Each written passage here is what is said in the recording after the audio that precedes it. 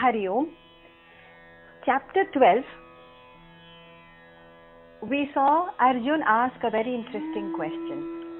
Should I worship you? That is Krishna, he asked. Still addresses him as you. Should I worship you directly? That means in the form, because you have a form in front of me.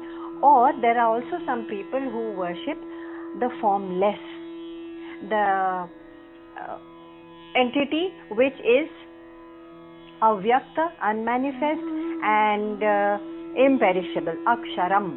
So his exact words in chapter 12, the very first verse were evam satata yuktaye bhaktastvam paryupasate. Now his question is ye chapyaksharam avyaktam. There are also people who worship the imperishable and the unmanifest. Tesham ke yoga vittamaha. Tesham, in dono mein se yoga vittama, which is the higher yoga, which is the better path. This is what he wanted to know. But before that, let us remind ourselves that in chapter 11 itself, Bhagwan had blessed him with Divya Drishti, to be able to see the Virat Roop of Krishna. Of course, we know that consciousness is unmanifest and it has no form as such, because it's a form of energy. But in a way, it was a symbolic darshan which Arjun got.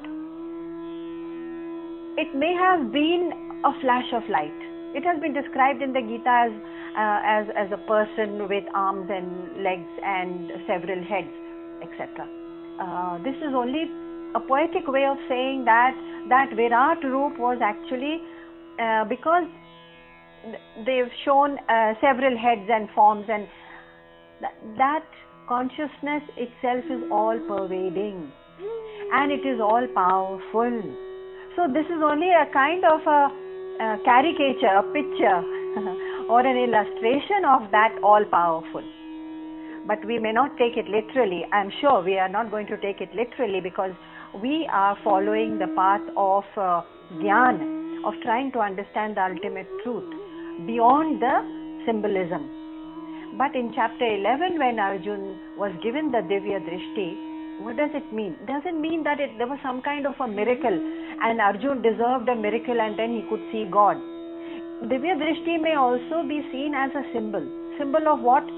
Symbol of the capacity, the ability to be able to see that ultimate truth, to realize that ultimate truth. Now, where does that capacity come from? That is the question in the common mind.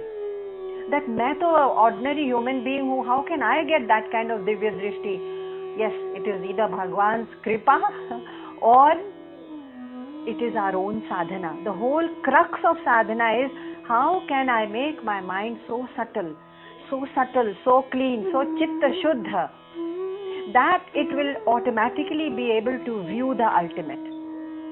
So it's like saying that, is God going to appear? Where am I going to look for God? We don't have to look for God. What happened during lockdown?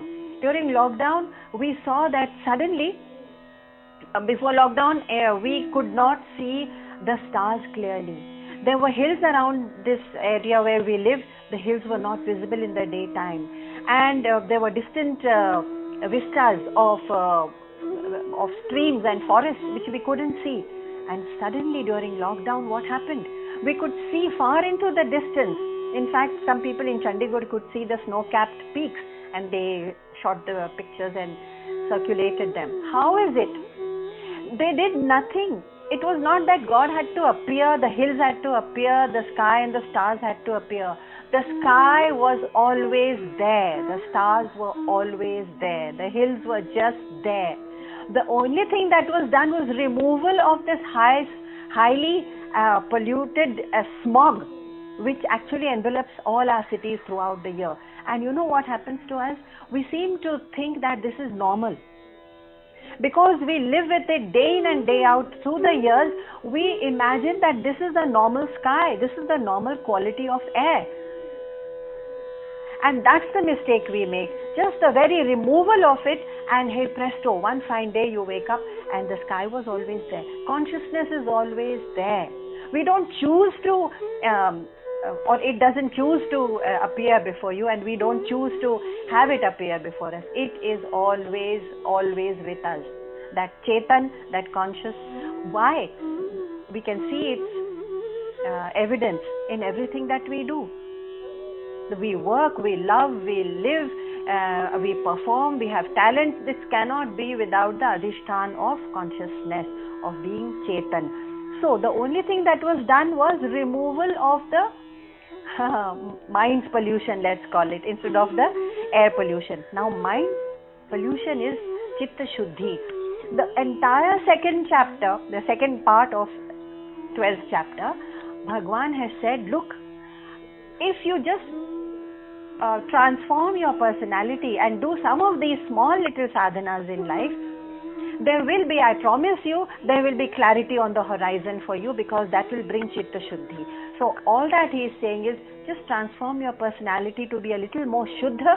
And yes, I'm there waiting with open arms. Consciousness hasn't gone anywhere. Bhagwan, he has not gone anywhere. And that's how we saw right from 13th verse up to going up to 19th. We are moving up to 19th now. As a quick recap, let me remind everyone, he has given us small little pointers and say, you know how you can remove that mental pollution, how you can become Chitta Shuddha, how you can perform these small sadhanas of creating that clarity, so that as soon as the clouds move, the sun is there. The sun has always been there. It doesn't have to appear. What are these qualities? And he said in the 13th verse, 12th chapter, very quickly, Adveshta. Can you live in a way that you don't consider anyone an enemy? Maitraha, be a true friend. And a true friend is one who leads his friend towards a spiritual life, not leading him or her further and further into a material life and saying, yes, I am helping you towards materialism. It may seem like friendship. If you help someone gain more and more insight into how to make investments and how to have more security, how to make more money, and how to take pride in this or that kind of achievement, yes, it's a good kind of friendship, but it is very sansari. Bhagwan doesn't mean that kind of friendship. He says, be a true friend. Maitraha means anyone whom you truly love, you will try out of compassion to make sure that in this life itself, at least, they get a chance to hear about the ultimate truth. If not achieve that ultimate truth, at least to hear about it. Be a true friend. Maitraha, karunaha. Without compassion, we cannot become selfless. So, karunaha. This is all in the 13th verse. Nirmamaha. Mama is that my-ness which we attach to everything. My work, my house, my everything, my position, my power, my pratishtha. Bhagwan says these are the polluting clouds, the smog, and they are actually obstructing your view of that ultimate God, of me. You cannot see me if you have these so much of minus. Nir mama, be nir mama. Bhagwan's advice seems as if, it's so simple. But he says, don't worry. There are so many pointers. You pick any one of them. And let me tell you, easily your personality will slide into the other ways of behaving, the other Chitta Shuddhi of the personality, the purity. Yes, just pick one which you love. So, Nirmamaha, or which you find easy. Sama Dukkha Sukhaha, this has come so very often, at least 3-4 times in Bhagavad Gita, that we cannot take it lightly anymore. We cannot, because the entire world seems to revolve around either Dukkha or Sukha. Why? Because everything is viewed through the lens of Raga or Dvesha. I am either attracted or I am attached to something, or I dislike something. That Raga, Dvesh are the two lenses which are corrupting and they are distorting my view of everything in the world. And therefore that Dukkha Sukha which comes is also a distortion. It's not the truth. And therefore he says in both these situations, can you just be Sama? Sama meaning knowing that equanimous, which means yes, it will pass, and it's part of Prakriti, it's part of life. Why do you have to plunge into dejection like Arjun had done at the beginning of the Bhagavad Gita? And Kshami in the 13th verse, Kshami, forgiving. If we don't forgive, we are the ones who carry the burden of unforgiveness. And with that burden, our chitta is so heavy, so antahkaran is so heavy. How can we ever be light enough, pure enough, and lighted enough, let's say, to even view the subtle truths of life, to view the subtlety of consciousness, to view God? You need subtlety. For that subtlety, all these things are needed. Otherwise, we live in a very gross world of darpa, dambha, pride and envy and jealousy and my position and minus and dikhava and pradarshan and hypocrisy. In larger or smaller measure, we are all indulging in all this. So that becomes very gross level of antahkaran. Antahkaran is what? Mind, intellect, and the aham which is attached to it. So man, buddhi, ahankar is the antahkaran, the inner personality. That becomes so sluggish and heavy with all these things. Bhagavan says, so simple. If you just practice having no enemies, by enemies we don't mean people whom we are violent with. Of course, we don't belong to the section of society where we have to be violent. But the mind can venture into dislikes and judgments of other people. And the moment we judge someone and show them down, either in word or in deed, it is a kind of violence. It is a kind of practice of dvesha. So Bhagavan says, even in the slightest measure, if you practice, that means you are not a dveshta. Krishnamurti was very fond of saying that everyone has the capacity to hate, and they don't detect that there is some hate for someone or something that is hiding in their antahkaran. And the only difference is that we don't have the weapons to attack, and Hitler had the weapons to attack, so he gave vent to his hate. We don't give vent to our hate because we don't have that dagger or bayonet in our hand, but we are all capable. Had we got those things, we are all capable of violent action. Why? Because we harbor violent thoughts of dislike and judgment and hatred and dissension. That is violence. The moment we harbor these thoughts, we have to cleanse and clear the antahkaran. Bhagavan says that is the divya drishti. Divya drishti is just cleaning the lens, and hey presto, I am there, right there in front of you, every moment actually. Even in your sleep, you cannot get rid of consciousness. I am there. Now in the 14th verse, Bhagavan goes on to say, be santushtaha. So many pointers. Santushtaha, simple, just be contented. Well, easier said than done. Because do we ever feel fulfilled in all situations? In every situation, do we feel that, okay, this is all that I was meant to have. It was part of my prarabdha, and so this is what I will keep. It may be more than someone else, it may be less than someone else, it may be more than my expectations, it may be far less than my expectations. How does it matter? It's not your expectations that are going to drive the content and measure of what we get in our lives. It is our prarabdha which comes from our purva karma. The moment we know this law of nature, it's easy to just drop dissatisfaction and be santushtaha. The moment we are fulfilled and have this sense of santushti, this is the greatest wealth we can have. Why the greatest wealth? Because our car can be taken away, it can be stolen, my wealth can be stolen, my books can be stolen, my house can be ransacked, but my santosh, it lies deep. Santosh, that contentment, deep inside my antahkaran. Who can steal it? No one can. But still we let it be stolen and abducted. How? Because we look at Facebook pictures and we say, oh, someone has had this beautiful holiday in Austria. My santosh, which I felt, the supreme contentment and happiness which I felt in my place, is gone in a moment, abducted. Why? But through some people sharing, and if there are people around me, then my discontentment and my envy comes to the fore. Why do I allow it to come to the fore? Yes, it is my santosh being abducted, being stolen from me, but it is yours. Santushtaha, Bhagavan says, if you decide to hold on to your santosh, who can steal it? We protect our home and our wealth and our jewelry and whatever we consider precious. We protect it with all our might, but we don't protect our antahakaran in the same manner. We let it loose out there in the world for it to be buffeted by the forces of sansar. So all the likes and dislikes are affecting us all the time. So we are a bit like drunkards. The example is that of drunkards. You know, why do drunkards behave in this odd manner? Because they are affected by alcohol. But you know, when we are praised, we behave in a certain way. When we are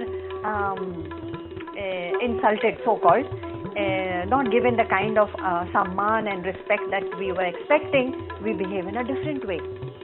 How come our behavior is changing so violently? Because we are also affected by something else like alcohol, and that is the chitta ashuddhi of not looking at dukkha and sukha and everything else in the world that comes to us with a sama equanimity, samata. That is our intoxication, or let's call it pollution, where it's blocking our view. Now he says satatam yogi, be balanced. Yogi is another word which means to be in balance. You are in control of your... So this is the 14th verse of 12th chapter. Yatatma, self-restrained. There is nothing that can be gained either in the world in the sansari sense or the spiritual sense without self-restraint. We all know that because we have worked hard. We have done a lot of tapas in our life. But the tapas has been for gaining something sansari, some degree, some education, a new house, a holiday abroad, and a new car, and lots of wealth and more wealth for our children's education in the best Ivy League colleges. I don't know, but the tapas has been there. But Bhagavan says, be yatatma, self-restrained, only for one thing, and that is the next word he uses in the 14th verse, Dridha nishchayaha. Are you even nishchaya, determined on your final goal? Your goals keep shifting in the sansar. If someone says that, yes, it is possible to migrate to Australia or to Canada, and then my goal shifts. The moment I decided that I'm going to enroll into the Chinmaya University, they run courses, by the way, 2-year courses for the Vedanta. I decided I'm going to run that course, and then someone tempted me in the family that no, you can migrate to Canada, you know, you can have a better life. Better in what sense? Better materially. I agree completely. Material comforts and luxuries. But is that what I'm looking for? I have to be clear. The world will not know what my Dridha Nishchaya is, what my goal, I want my goal to be. You have to be. Goal has to be clear. I have to, before I die, I have to first of all hear, which we are doing now, hear about the ultimate truth, that knowledge, the ultimate reality of this world. वो सत्य मुझे पहचानना है और बाकी सब तो मिथ्या है, वो आता जाता रहेगा. अगर मैं इस पर निश्चय हूँ, I am determined, nothing can shake me. Bhagavan says, good, that's all I need. I love such people. Sachame priyaha, he says. He uses that word. I love such people. Dridha nishchayaha, keep your determination of that goal. Of course, goals can be many, as I said, material or spiritual. Mayi arpita mana buddhihi, Bhagavan says, even that if it is difficult for you, na, just do one thing. Mayi arpita, to me, you aap arpan kar do. Just surrender your buddhi and man to me. Now we are sliding into bhakti. Okay, so he says bhakti is also fine. If you find it difficult to get away from sansar, because the sansar has such a vice-like grip on us, you know, it clutches us from all directions. He says, okay, fine, just find refuge in me. Just pretend I am there. And mayi arpita man buddhi, apni man buddhi mujhe arpan kar do. He's offering us in his compassion his entire self. Who? Krishna. He says, surrender yourself to me. So that is a bit like bhakti. A small bit of warning. Bhakti cannot be superstition. Bhakti cannot be blind. It cannot be bhakti of some entity I don't know about and I expect miracles. No. Then that bhakti is superstition, it will not work. What is this bhakti that Bhagwan has always talked about? This bhakti that we are talking about in Gita is the one exercised with vivek. That means I know, vivek meaning sat and asat. We all know what is sat and asat, permanent, impermanent. I have that vivek, I have that discrimination, and along with that I practice bhakti, surrendering because this myness, मेरापन मुझसे जा नहीं रहा है, इसलिए मैं surrender करने के लिए I take the support of idol worship and bhakti. But without vivek, I will just be doing idol worship of some stone or some metal idol.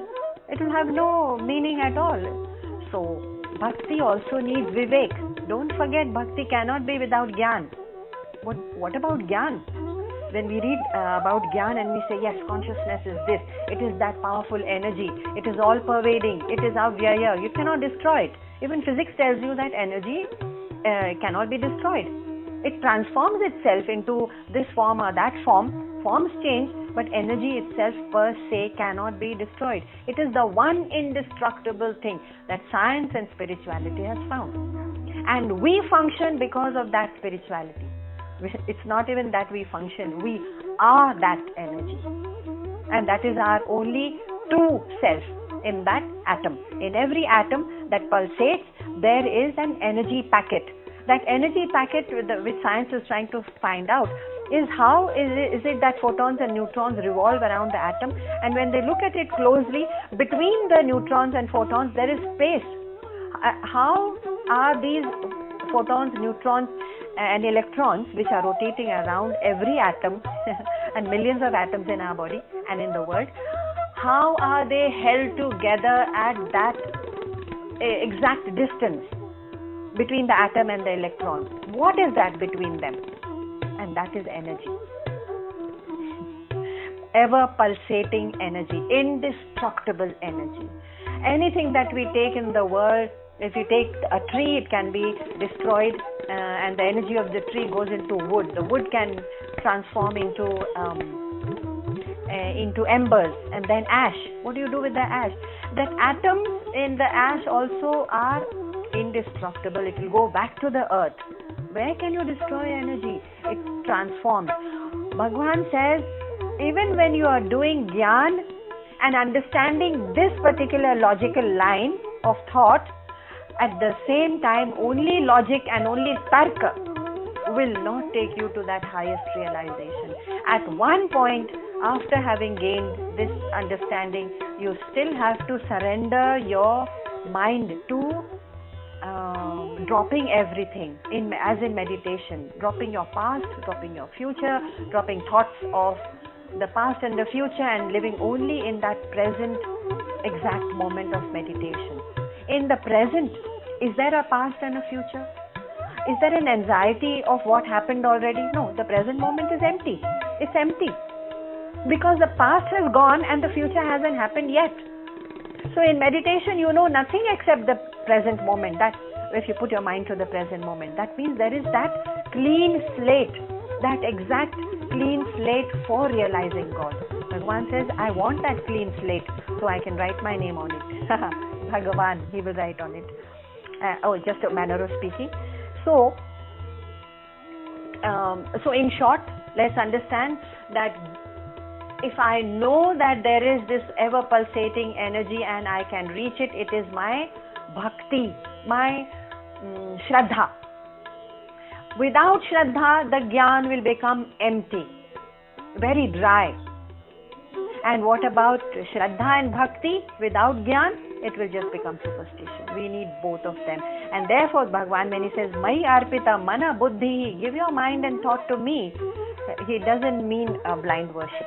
And in the 15th verse, 12th chapter, Bhagavan says, Yasmat na udvijyate lokaha.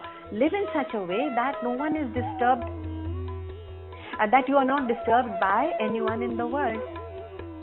And lokat na udvijyate, in such a way that your words and deed and manner and demeanor do not disturb anyone else. Be very sensitive about it.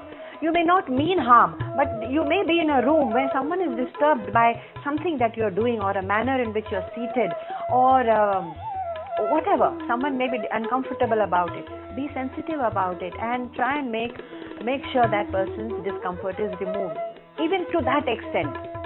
Imagine, and we use words so loosely and we use our actions so loosely. Bhagavan says, live in a way that disturbs no one, like fish and water. The fish don't disturb the water and the water doesn't disturb the fish, and both are different, completely different. And therefore he says, if you can live in such a way, so many pointers given by Krishna, 36 to be exact, in the 12th chapter. And there are 19 or 20 more pointers coming up in the 13th chapter. Not to be overwhelmed. It's not meant to overwhelm us कि अब हम क्या करें, हमसे इतना तो नहीं होगा हमसे. हाँ जरूर हमसे नहीं होगा इतना. But catch hold of any one.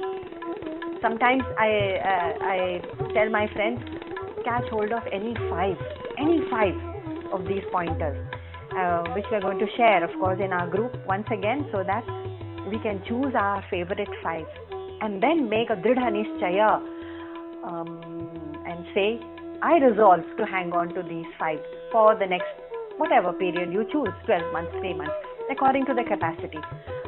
The moment we do something which is achievable, reachable, that makes us confident that we can take a step ahead. You know, it's like the story of the horse and the boy. They were going through the forest, and the horse said, I can't see ahead, I can't see the horizon, I can't see where you have told me. You've told me to go to some castle. I cannot see that castle. So the boy who was mounted on the horse said, do you see the next step? Can you see up to the next step? The horse said, yes, of course I can see the next step. The boy said, just take that. Just take that one step ahead, and you will see the next. You will see clarity for the next step ahead, and then the next, and then the next. Yes, our ultimate goal is too daunting. हमको लगता है कि हमको समाधि में जाना पड़ेगा, हमको आत्मज्ञान कब होगा, इस लाइफ में तो नहीं होगा, तो छोड़ ही देते हैं. But this life is a continuation of a very long continuum of existence. We are a continuum.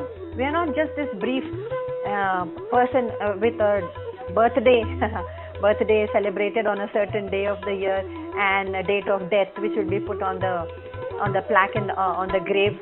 We are not just this creature. Yes, it's the body which has a date of birth and date of death which comes in the obituary. But we are work in progress. A huge continuum of evolution of the spirit. And how to evolve is all these small little tips which Bhagavan has given. These are small little sadhanas. They are not reaching us to the realization directly at once. No, they are just one step ahead, and then the next, and then the next. So Bhagavan says in the 15th verse, going ahead, Lokat no dvijyate, do not be disturbed by the ill thoughts of others. Lokat no dvijyate, and don't disturb your others by your ill thoughts. Even a thought can disturb someone close to you, because we are nothing but a bundle of vibrations. Thoughts are vibrations. They carry through the air. We forget that. We think, no, they won't come to know I'm thinking ill thoughts. No, even you are sensitive. Even a dog near you can sense that you have, you're filled with fear or anger or animosity, or love or affection or compassion. Even a dog or a cat near you can sense it. Then why not people? That instinctively everyone knows. Anapekshaha, 16th verse, he tells us something very beautiful. Anapekshaha, apeksha क्यों रखते हैं दुनिया से? This sansar is just a bundle of objects and people and situations which come and go, constantly in flux. What apeksha? Be anapekshaha, unexpecting of anything. Shuchi, be pure. Dakshaha, vigilant. Dakshaha, also my favorite word, and my favorite resolution, if I were to make a resolution. Dakshaha, be completely vigilant all the time. Whether my mind is wandering into asuri pravritti, which is impure activities of the mind, like envy, jealousy, kama, krodha, anger, attachment and desire. Is it wandering in those directions? Can I catch it in time? Because no one else is going to help me. Not my parents, not my dearest ones, even my guru. Only my guru, if we are close enough to the guru, can sense it and catch you in time to say, all right, I think you're going in the wrong direction. But no one else is here to help us on the evolutionary path towards our own progress. We are on our own. So he says, Dakshaha, be vigilant. It's your vigilance. Udasin, another favorite word. Utasin, be seated above. That's where we had stopped last time. Utasin, be seated above everything, na? So that, like someone who is viewing the fire far below in the valley and viewing it from the mountaintop. We're not going to get completely agitated and disturbed by that fire seen far away. When we say, no, it's my life, it's my people, it's my family. Yes, but they are also connected to you only through this small little birth. View everything even around us as if you are viewing it from the balcony or from the mountain top. There's a flood below, there's a fire below, okay, it will pass. Do your best to help, of course. But if you're affected, udasin, then it will disturb.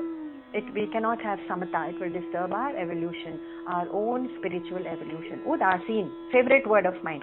So I'm going to, everyone is going to choose their favorite 5 actions.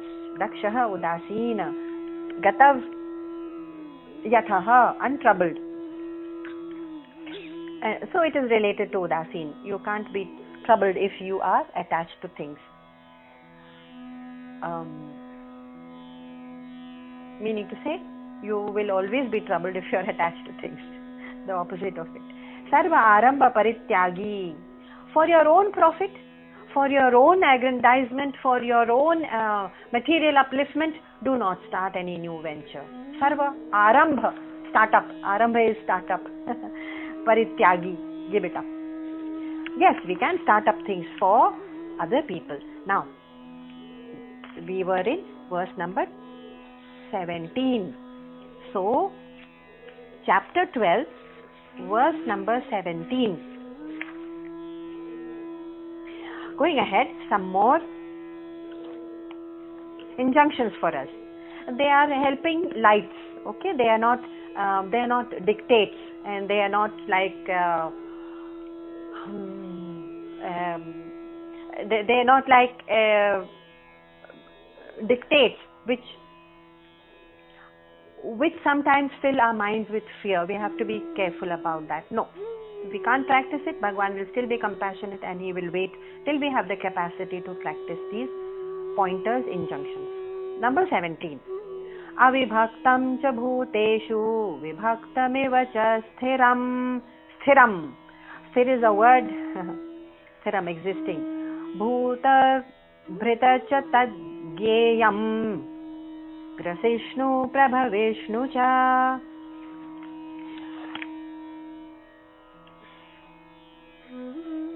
Actually, I was quoting the wrong verse. Can I? I'm sure you can't locate it also because I was quoting the wrong verse. Please go to verse 17. I was in chapter 13, sorry. Number 17. Chapter 12. Yo na hrishyati na dveshti na shochati na कांक्षति. हृष्यति means इतना हर्ष भी ना करो कि हम आपे से बाहर निकल जाएं.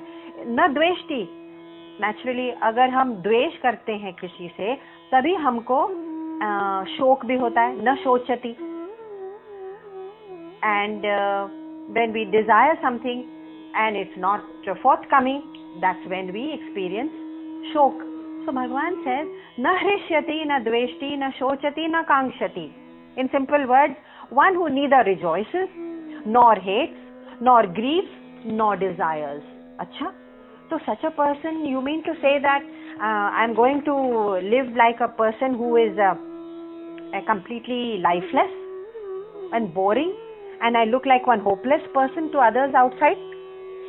I don't know what we may appear like to people outside, it doesn't matter. But inside, we are certainly not going to be dejected, hopeless, unhappy or lifeless, because the dynamism of knowing the truth, that of knowing the Chetan, of knowing that I am that consciousness, that Chetan, that will bring a new dynamism, a tej and a brilliance to our antahkaran. And that tej, of course, people will sense around us. It beams on our faces if we are holding on to the truth. There's a tej.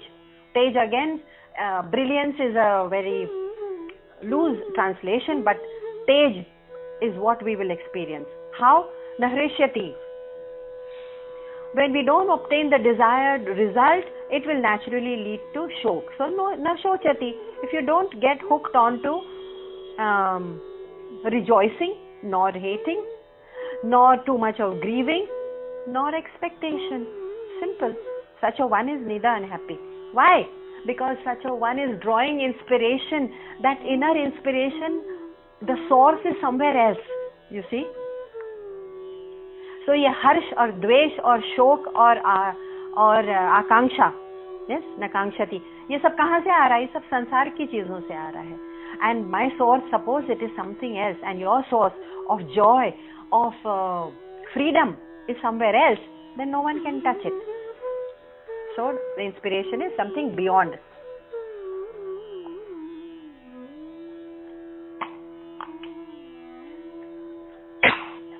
Even in the second chapter it is said, na kripanaf na phala hetavah. Do not be a wretched beggar in the world.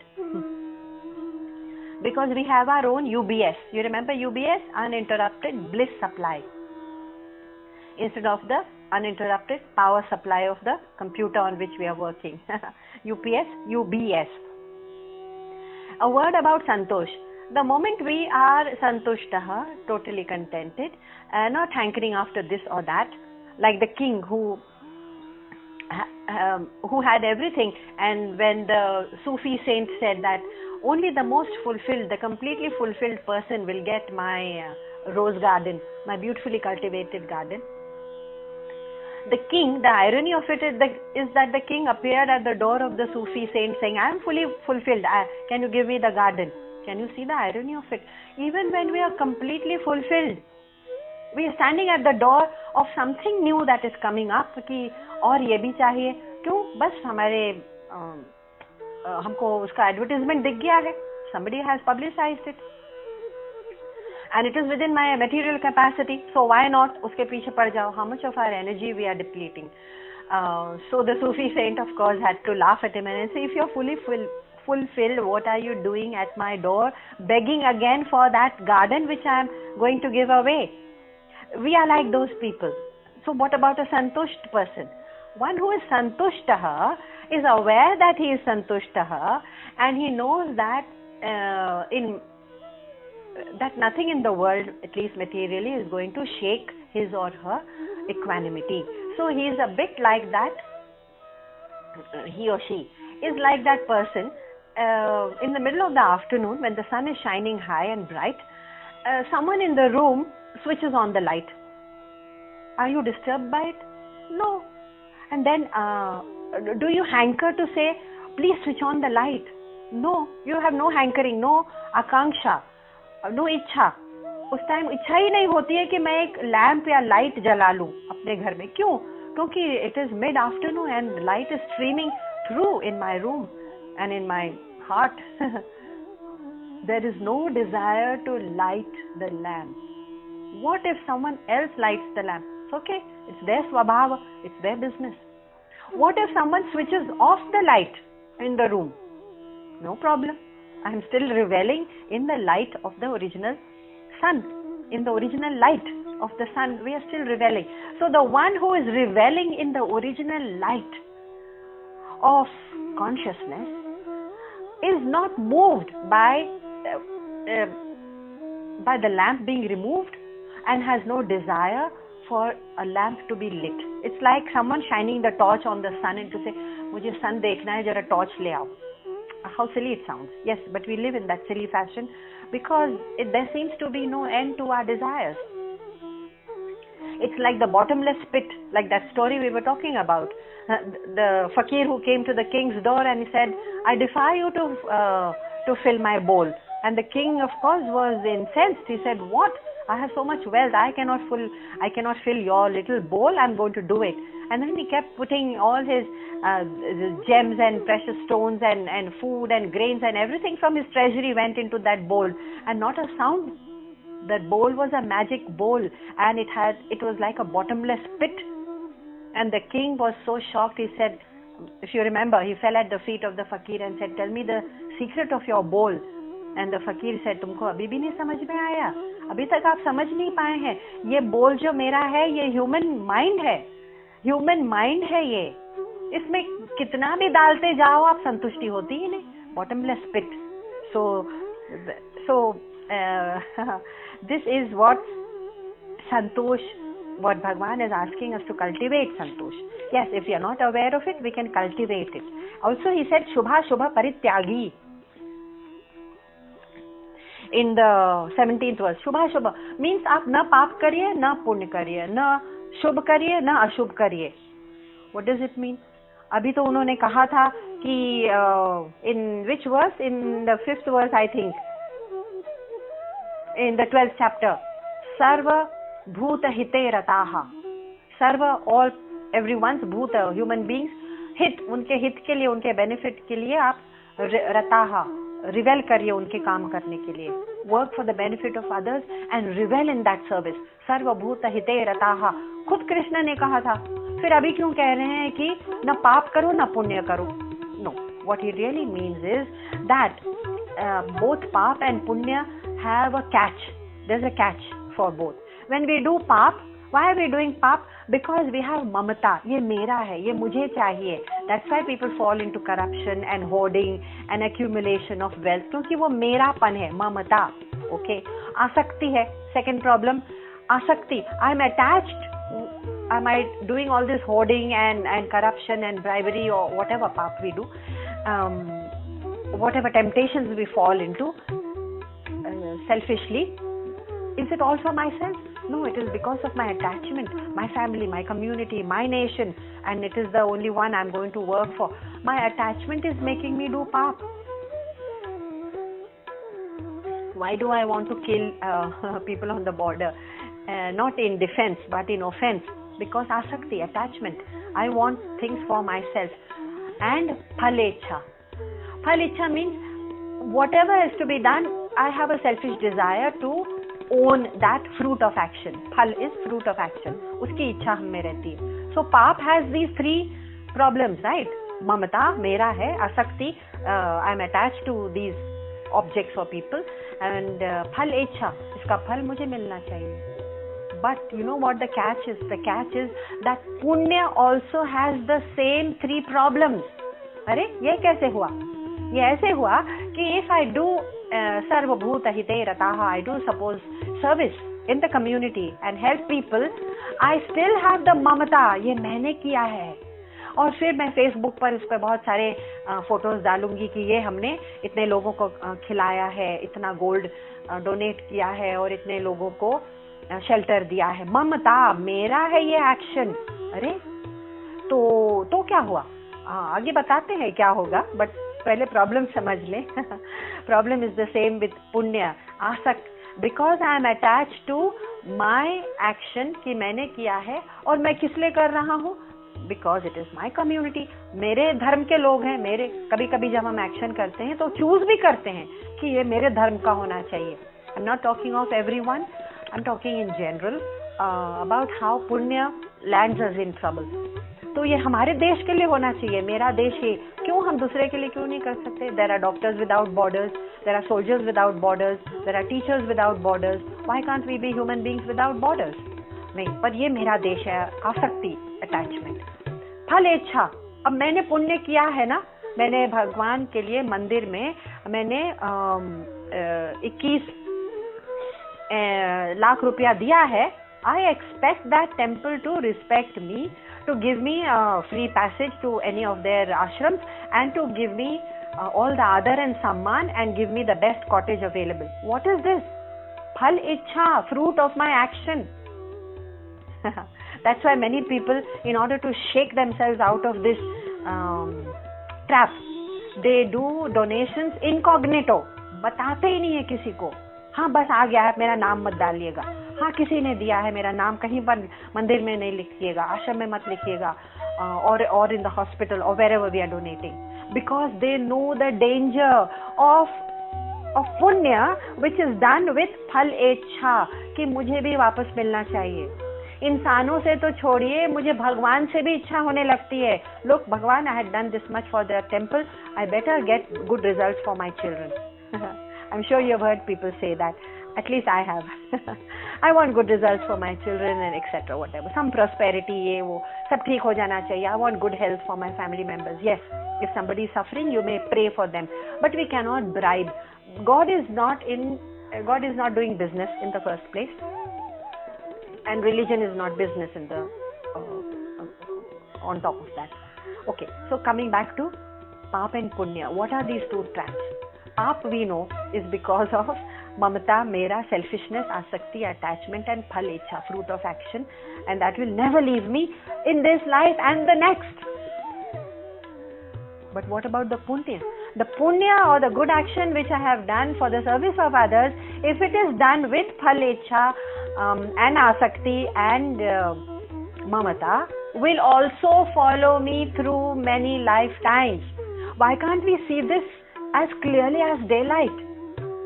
That both are going to chain me. One has got chains of iron, the other has got chains of gold. But both are chaining me. Chaining me to what? अगर हमने पुण्य किया है तो मुझे जन्म तो लेना ही पड़ेगा. क्यों? अच्छे फल भोगने के लिए ना. तो पुनर्जन्म होगा.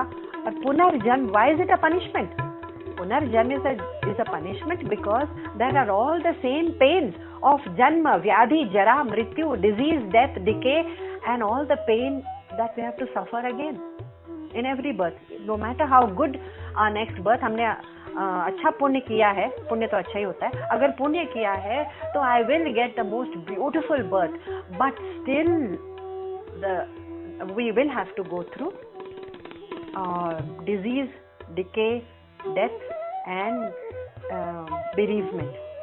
No one can escape that.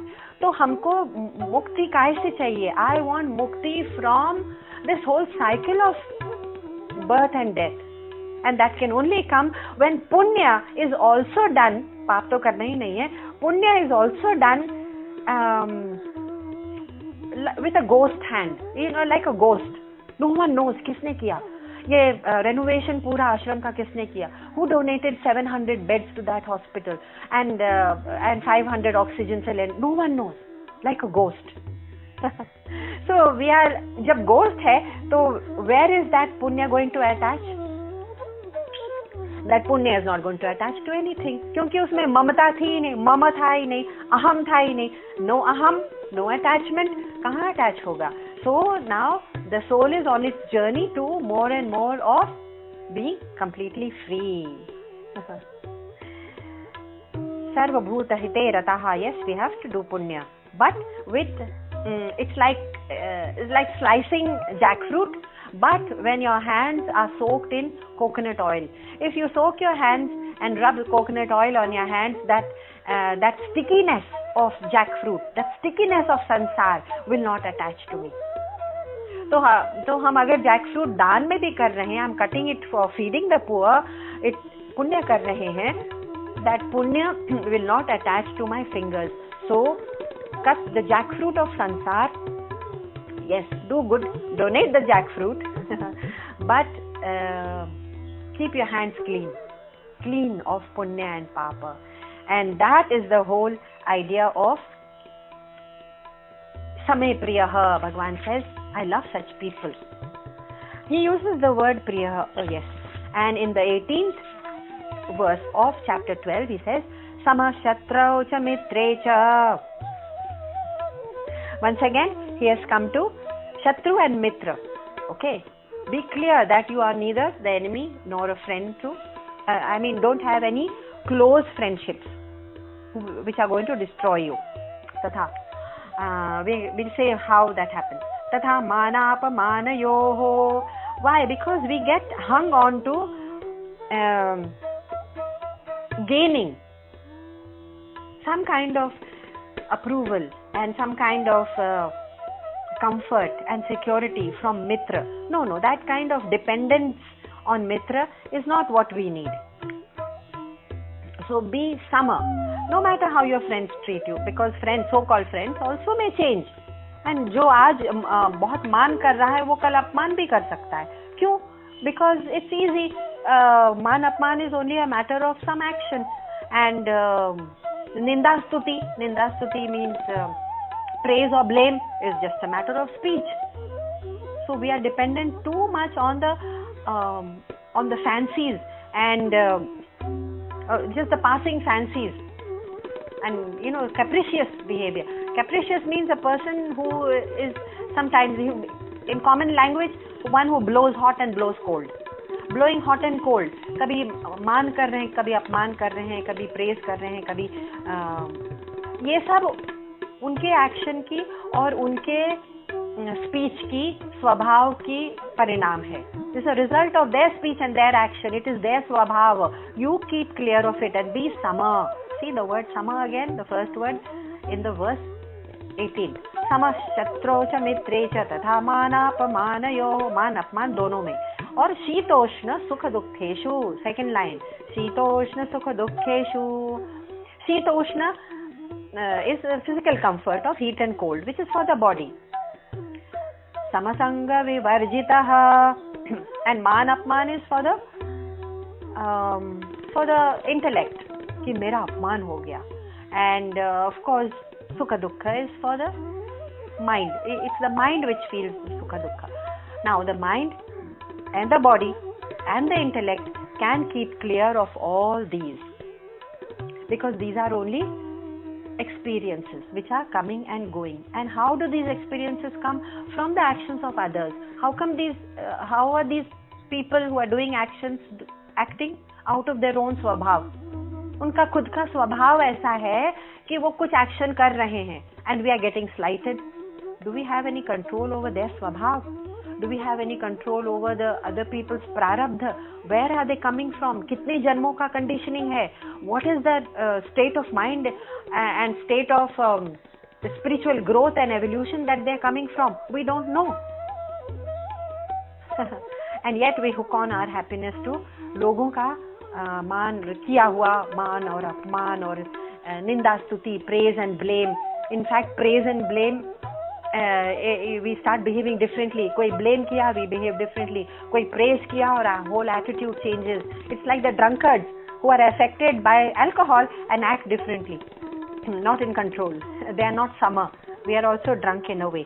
So in the same vein, Bhagavan continues to the 19th verse and he says, Tulya ninda stutir maunihi. Ninda stuti, we have already explained. Blame and praise. You be sama, tulya.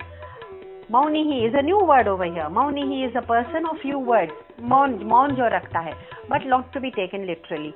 Literally we cannot say कि मौन रहना चाहिए. Then how will teachers explain they have to speak a lot? No. Here mauni stands for manana शील, जिसका मन मनन करता है. The mind which is capable of contemplation. And therefore even when we speak and we speak of the highest truth, our mind is only and only on that truth. Therefore the words may be many, but the mind is mauni. It is residing in a deep place of silence. Only then the words come out as authentic, as true. When they come out from the depths of truth, as Rabindranath Tagore once said, when words come out from the depths of truth, only then they are authentic. So maunihi, not to be taken from the depth of silence. That's how words can come, mauni. And when you are contemplative, your words will come out from that depth of deep contemplation. Shitoshna Sukha. Aniketaha. Another word in the first line is Santushto yena kena chita. Santush, that word has already come before and we have seen it in detail. Who can take away your santosh? No one can steal it. All the material things can be stolen. Bhagavan has mentioned this word a second time in the same chapter. We may not like to take this too lightly. Yena. So who is the santushtaha? For whom? Yena kena chita. Yena kena chita means जो कुछ मुझे दो दुनिया से तो ठीक है, ना दो तो ठीक है, कुछ मिला लोगों से तो ठीक है, नहीं मिला तो ठीक है, ये न केनचित्, such beautiful words. So he is glad in anything because that is not his purpose of existence. हमको अपना पर्पस ऑफ एग्जिस्टेंस मिल जाए ना, तब हमारा अटेंशन इतना ज्यादा नहीं रहेगा कि मेरे को खाने को क्या मिल रहा है. The number of people who describe the food that they have had at somebody else's place is appalling. The amount of time they spend in the description of food and clothes and jewelry or events or locations is appalling. Because that is only depleting our energy. Another interesting word Bhagavan has used is aniketah. Aniketah literally means homeless. But do we mean that we should be homeless? Oh, no. It simply means we have to live in such a way that this sansar is not our permanent home. ये हमारा permanent home नहीं है.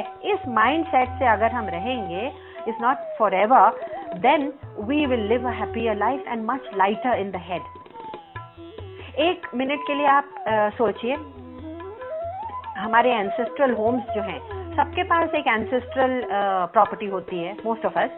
आप कभी भी जाके वहाँ देखिए, you will find it in shambles. At least in our immediate families, that's what we have seen. Total neglect and in shambles. And there was a time that home was bustling with energy. It was at the height of its glory. There was wealth and prosperity, and people regarded it with high regard. कि अरे ये इनकी कोठी है, यहाँ फला रहते हैं. There was a time, yes, 20-40 साल at the most गुजर गए. It's in shambles. It's happening in our previous generation, leave alone the generations before that. और हम अपने आंखों से देख रहे हैं, फिर भी ऐसे जीते हैं जैसे I am here for ever, और मेरे नाम, मेरी प्रतिष्ठा, मेरी पोजीशन ये तो फॉर एवर है ही है, और मेरी संपत्ति भी फॉर एवर है. If we live like that, we can not have enough space, enough clarity, enough cleansing to be able to reach और लर्न अबाउट और contemplate on the highest truth. We have to unclutter our lives, and that is the meaning of this word aniketah, which actually means homeless, not to be taken literally. We're not going to become vagabonds, but in our mind, yes, sthiramatihi.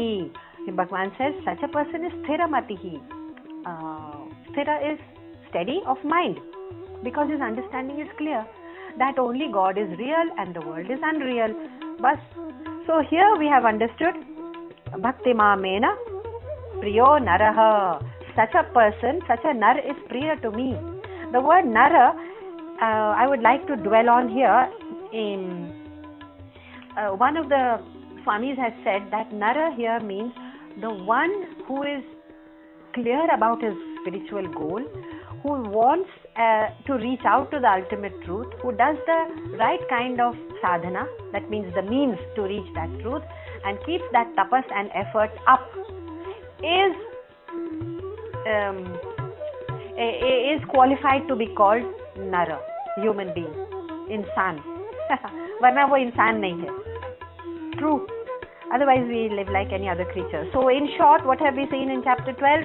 That in joy or in pain, be equanimous. Yeah, इसमें क्या है?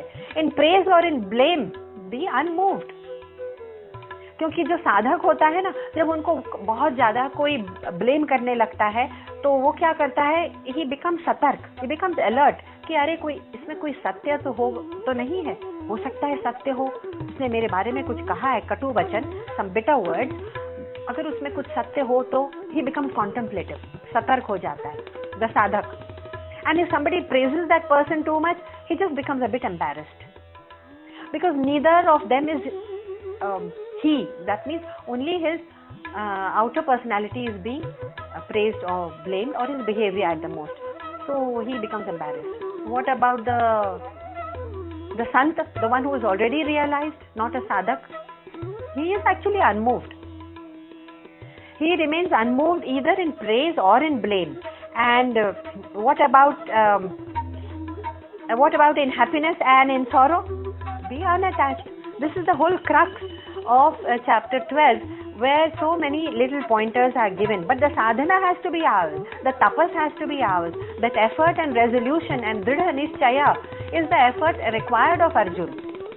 Krishna is not saying, here, I'm giving to you on a silver platter and now all you have to do is swallow it. No, it's not a silver bullet. It's not a magic wand. I wish we had that magic wand, the silver bullet. No, that tapas has to be ours. When will it be ours? When we have that thirst for it. When we feel that without that, what kind of thirst? The kind of desire we have when we are submerged in water for more than 3 minutes, or let's say even 2 minutes. We want nothing at that time. We don't want naam and fame and pratishtha और भगवान मैंने मंदिर में क्या लड्डू चढ़ाए हैं और मैंने रेनोवेशन करा है आश्रम का, हॉस्पिटल का.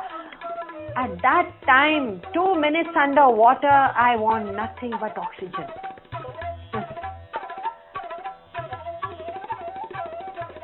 जब हमारी स्थिति ऐसी हो जाएगी ना, when we will discount everything else in the world, no other questions will bother us in the world except that one question, मुझे ये सत्य चाहिए. Like Nachiketa in Kathopanishad, when he was facing Yamraj, the Lord of Death, and the Lord of Death said, I'll give you all the pleasures and all the good things of life and luxuries, and Nachiketa said, what will I do with it? It has two problems. All the things you are offering me are impermanent, and secondly, if I indulge in all those pleasures, I will deplete my own energy. So thank you, I don't want it. Nachiketa said in Kathopanishad to Yamraj. When we become like that, and then all other considerations are obscured from view, and we want one and only one thing, like that bit of oxygen when we are submerged in water. That thirst will lead us to the ultimate.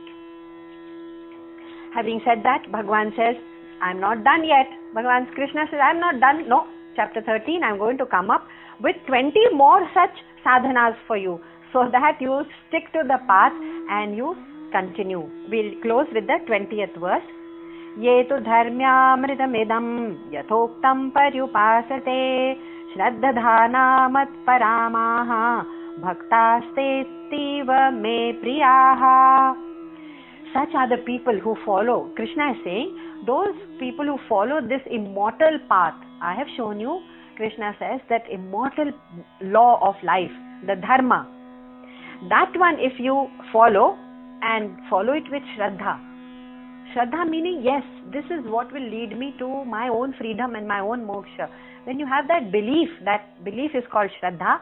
When you have that Shraddha, Shraddhadhana mat paramaha, regarding me as your ultimate final goal, these devotees are very, very dear to me. Bhaktaste tiva me priyaha. Priyaha. Oh, I love them, Krishna says. But still he is not done. Chapter 13, 20 more injunctions, and we will see how beautifully he will bring Arjuna into his fold, into his spiritual fold, and say, look, I'm going to protect you. Just surrender to me, and you're going to be in my refuge. So have that Shraddha, that you will not be led astray. How long will it take? My first question. मुझे visa चाहिए Canada का, कितना देर लगती है? First question. मोक्ष चाहिए, कितना देर लगेगी? So Raja Janak had asked Ashtavakra, his guru, ये realization में कितनी देर लगेगी? And Ashtavakra had said, before you have mounted your horse, you can achieve moksha. इतनी देर भी नहीं लगती, एक क्षण में हो सकता है. कैसे? Because when you drop your I, the I, when it is dropped, मैं, मेरापन, ममत्व, that's the moment moksha appears. Moksha is there. That's the moment moksha is. Your freedom is. If you drop the I, कितना time लगता है I drop करने में? We can do it, drop it like a dry leaf right now.